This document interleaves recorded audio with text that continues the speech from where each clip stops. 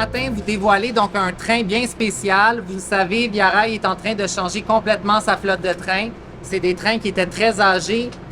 Vous les avez vus, là. Les trains derrière vous, on y est passé rapidement parce que ça, c'est plus le passé. Là, on se tourne vers l'avenir. C'est des trains qui avaient besoin d'être remplacés, des besoins d'être modernisés, et c'est actuellement le cas. D'ici 2025, l'été prochain, tous les trains entre Québec et Windsor seront totalement remplacés par des trains modernes que vous allez avoir la chance de visiter aujourd'hui. Les gens commencent à les utiliser, on en a reçu quelques-uns, mais ça va vraiment, à partir de maintenant, être de plus en plus présent, surtout dans le corridor Québec et Ottawa. Et après ça, ça va se déplacer plus vers Toronto, le sud-ouest de l'Ontario. Pour marquer le coup, on a un train qui va être unique. C'est le seul train qui va avoir ce design extérieur. L'intérieur, évidemment, on garde la même expérience, mais l'extérieur, on voulait marquer le coup avec un symbole qui fait un clin d'œil au passé. Un train qu'on a eu par le passé à Via Rail, qui a servi quelques années dans le corridor Montréal-Toronto, qui s'appelait le Turbo, mais aussi symboliser à la fois le succès du programme de remplacement de train, parce que c'est un projet qui va extrêmement bien, mais aussi ce nouveau chapitre-là dans l'histoire de Via Rail, qui est un chapitre donc avec des nouveaux trains. Aujourd'hui, c'est Québec-Windsor, mais comme vous le savez, le gouvernement fédéral s'est engagé à ce qu'on fasse aussi le remplacement de tous les trains au pays au cours des prochaines années. Donc, c'est vraiment une nouvelle page d'histoire qu'on est en train de faire. Et donc, ce matin, j'ai le plaisir de vous dévoiler Lumi.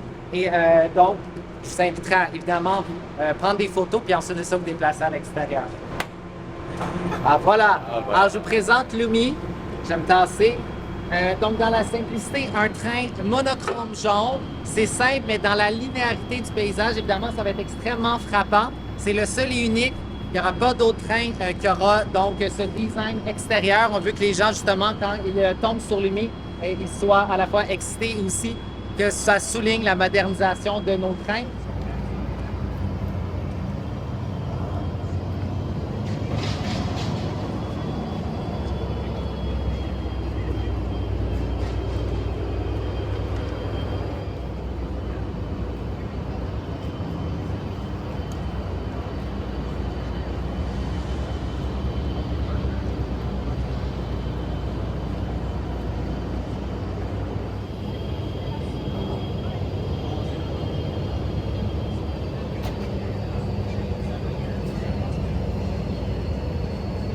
Donc je suis Arnaud Lacaze, je suis le vice-président des projets majeurs chez Via. Donc, je suis bien ravi d'être avec vous aujourd'hui pour vous dévoiler notre nouveau train, Lumi. Donc Lumi, c'est juste un train qui aura cette livrée spéciale-là.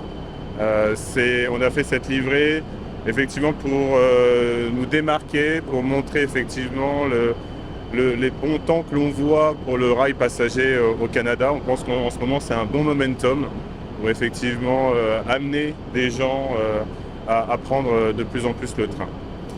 Je pense que certains d'entre vous auront aussi noté que c'est un petit clin d'œil à des anciens trains que l'on avait dans les années fin 70, début 80, les turbotrains. Donc on a voulu faire un petit clin d'œil aussi avec cette livrée spéciale. Donc ce train est unique, ce sera le seul des 32 trains qui aura cette livrée-là. Et il va commencer à être opéré d'ici la fin de l'été. On vient de le recevoir il y a quelques jours. Au-delà de l'aspect marketing, ce qu'on a voulu aussi mettre en avant, c'est la bonne réalisation de ce projet-là. C'est un projet qui a démarré il y a quelques années et aujourd'hui on a reçu un peu plus de la moitié de la flotte. C'est le 18e train. Donc on a reçu un peu plus que cette moitié-là, donc on voulait mettre en avant tout le bon travail qui a été fait par les équipes durant toutes ces années. Et l'idée pour nous, c'est effectivement d'ici la fin de l'été prochain, fin 2025, d'avoir l'entièreté de la flotte livrée et opérationnelle sur le corridor, donc entre Québec, Montréal, Ottawa, Toronto et Windsor. Donc vous le verrez après, on va aller à l'intérieur des trains, Jean vous fera une présentation. L'idée derrière tout ça, c'est vraiment d'inciter de plus en plus les passagers pour nous à prendre le train.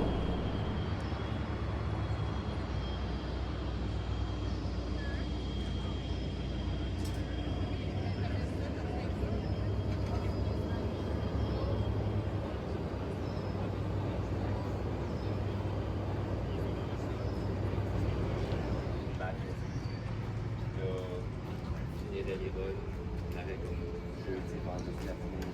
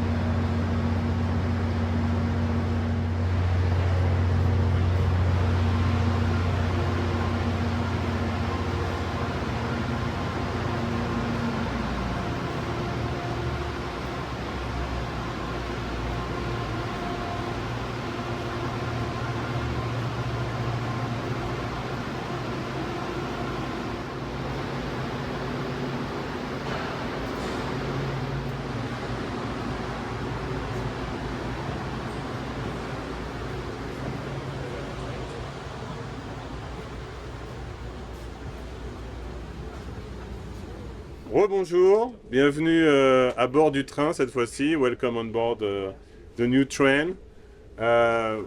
Vous avez vu, enfin, je pense que vous avez senti en entrant dans ce train l'expérience spéciale et quand on rentre, quand on s'assoit à bord de notre nouveau train. C'est quelque chose que l'on a mis dès le début du programme en avant. On a voulu mettre l'emphase sur l'expérience passager. Donc je vais laisser Dean vous expliquer les différents concepts, tout ce qu'on a mis en avant durant ces années de design. Donc Dean est notre responsable produit intérieur chez VIA. Il travaille avec nous depuis le tout début du programme et nous a aidé à concevoir et élaborer ces espaces-là. Juste pour vous donner une idée de où on a commencé, comme Arnaud a dit, on a commencé il y a 6 ans et demi, à concevoir les intérieurs des trains, s'assurer que l'expérience client était à niveau de ce que VIA cherchait, mais il y avait un autre point clé, un autre élément clé, ce qui était l'accessibilité. L'accessibilité chez VIA Rail était primordiale pour que ce soit un environnement inclusif et accessible pour tous, mais j'en parlerai plus parce que Catherine est ici pour élaborer sur le sujet, mais sur d'autres points, je vais vous mentionner tout ce qu'il y a en termes de les changements, les améliorations sur les intérieurs qu'on a mis en place. Où on se retrouve à l'intérieur de 9 pieds carrés, on peut voir plusieurs éléments qui sont différents, qui ont été rehaussés ou renouvelés. Chez VIA Rail, les écrans informatiques ont été introduits avec ces nouveaux trains qui nous donnent de l'information au sujet de la vitesse, la distance, temps d'arrivée à la prochaine gare, etc. Aussi, on a le fait que les suites de bagages sont ouverts, sont plus fermés, il n'y a plus de portes, alors sont beaucoup plus accessibles. Et vous allez noter aussi qu'en dessous des bancs, les sièges, il y a de l'espace pour les valises, des cages pour les animaux, etc. Alors, l'accessibilité pour les carry-on est améliorée. Aussi, auparavant, on recevait souvent des commentaires d'être capable de travailler en classe affaires, mais un peu en privé. Alors, vous avez l'espace ici, qui est une zone où on peut travailler en équipe de 2, 3, 4, mais en privé avec des petits murets. Quelque chose que je vais noter, le concept, les intérieurs ont gagné un prix pour les meilleurs intérieurs dans l'industrie pour 2023 par une association qui s'appelle le Red Cabin Conference. Alors, on était très fiers de cela. Du fait qu'on a conçu le train pour être beaucoup plus accessible, les offices sont beaucoup plus larges. Alors, ça bénéficie les employés qui travaillent à bord des trains aussi. Et c'est quelque chose qui a été noté. Quelque chose qu'on ne peut pas voir, parce qu'on ne bouge pas, mais le ride est beaucoup plus smooth qu'auparavant. On a introduit une touche de bois et vous allez voir à l'intérieur des salles de bain qu'il y a un écran qui donne un effet d'un forêt. L'éclairage dans le train est beaucoup plus élevé qu'auparavant. L'éclairage qu'on a conçu pour les offices sont très différents, sont custom pour VIA. Et en général, je te dirais que l'ambiance est beaucoup plus accueillante. Je vais vous introduire Catherine, collègue avec qui je travaille depuis des années sur le projet d'accessibilité chez VIA Rail. Je voyage le monde et j'entends toujours les efforts et les travaux que Catherine nous aide à mettre en place. Alors, Catherine, let me introduce you and take it away. Merci, Dean. Mais je tiens à dire que je ne suis pas toute seule dans l'équipe d'accessibilité. On est vraiment plusieurs personnes à travailler à rendre VIA Rail plus accessible. Donc, pour le projet des nouvelles voitures de train, dès le départ, on a voulu inclure les personnes en situation de handicap dans le processus de design. Donc, dès le départ, on les a réunis, des gens qui ont différents types de handicap d'un peu partout au Canada parce qu'on voulait avoir la meilleure représentativité possible. Et on les a réunis, on leur a donné une page blanche. On leur a dit, qu'est-ce que vous y mettriez? Qu'est-ce que vous voudriez dans un train totalement accessible? Et donc, en partant de la page blanche avec ces gens-là, ils nous ont fait des propositions, ils nous ont exprimé leurs besoins, on les a entendus. On a commencé par faire une première maquette grandeur nature. Et là, ils étaient très sceptiques, ils n'étaient pas certains si on allait vraiment intégrer tout ce qu'ils nous avaient demandé. Et on était très surpris de voir que 90% des éléments d'accessibilité qu'ils nous avaient demandés avaient été intégrés dans le concept et on les a inclus comme ça à chaque étape du processus jusqu'à la mise en service.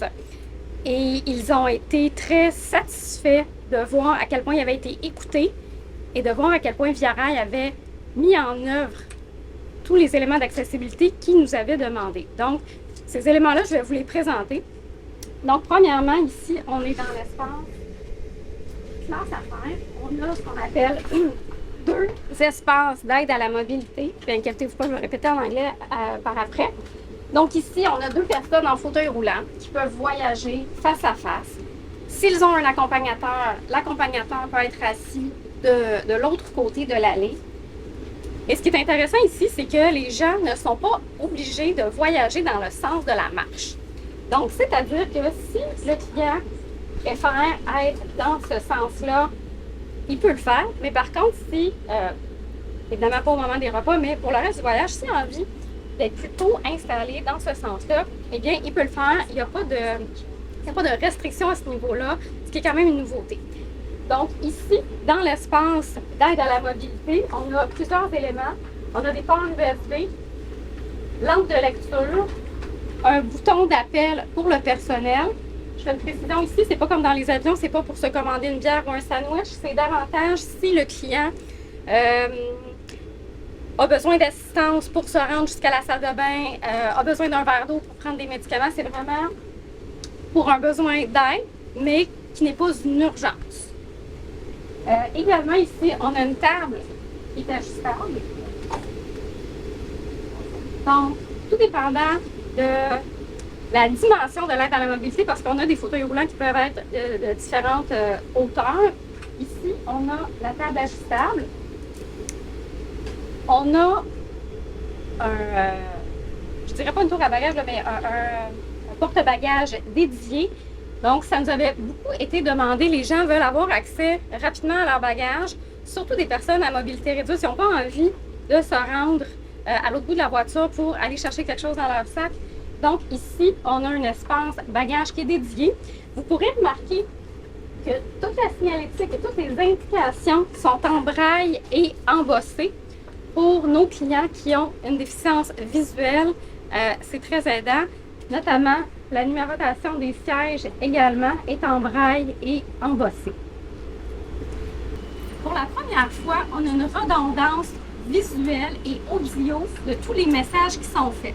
Donc, peu importe que la personne ait une limitation visuelle ou une limitation auditive, elle ne perd rien des annonces qui sont faites à bord.